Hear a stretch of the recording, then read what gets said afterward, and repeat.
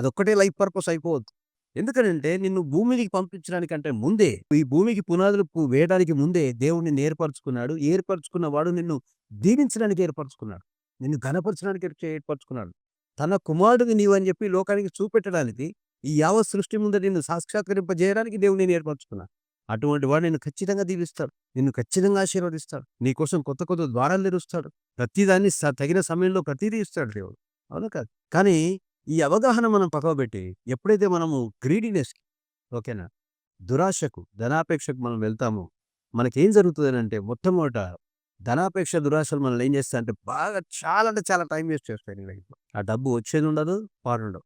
దాని వెనకాల పరిగెత్తిన వాడిని అది ఎంత దూరమైనా పరిగెత్తిస్తది తప్ప అది దక్కేది కాదది. కానీ దాని స్థానంలో నువ్వు డబ్బును వెంటాడే పనిని పక్కకు పెట్టి, దేవుణ్ణి, దేవుని యొక్క చిత్తాన్ని, దేవుడు నీ పట్ల కలిగి ఉన్న ప్రణాళికను, దాన్ని వెంటాడే పనిలో నువ్వు పడ్డావనుకో, నీకు కావాల్సిన ఆశీర్వాదాలు దేవుని యొద్ద నుండి వస్తాయి. నీకు కావాల్సిన ద్వారాలు దేవుడు తెరుస్తాడు.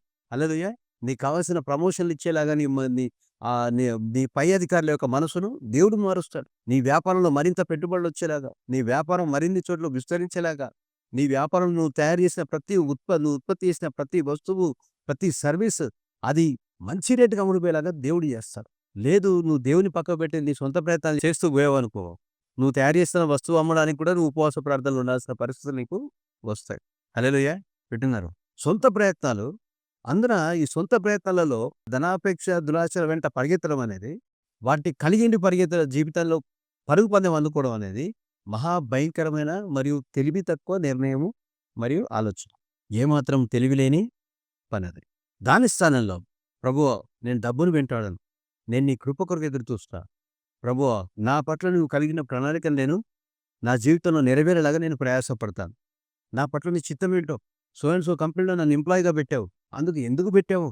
నా వల్ల అక్కడ కలగబోయే ప్రయోజనం ఏంటో, అవునా? సో అండ్ సో వ్యక్తులను నా చుట్టూ పెట్టావు. మరి వారెవ్వరికి రక్షణ లేదు. నాకు మాత్రం రక్షణ ఉంది. మరి నన్ను ఎవ్వరి రక్షణ లేని కుటుంబంలో నన్ను పుట్టించావు. మరి వీరందరికీ రక్షణ వెళ్ళపరిచే పని నాదేనేమో. ఆ కృప నాకివ్వు, ఆ జ్ఞానం నాకివ్వు అని ఎప్పుడైతే దేవుని పనిలో నువ్వు ఉంటావో, నిన్ను ఆశీర్వదించే పనిలో దేవుడు ఉంటాడు. ధనాశకు, దురాపేక్షకు విరుగుడు మందు ఇదే.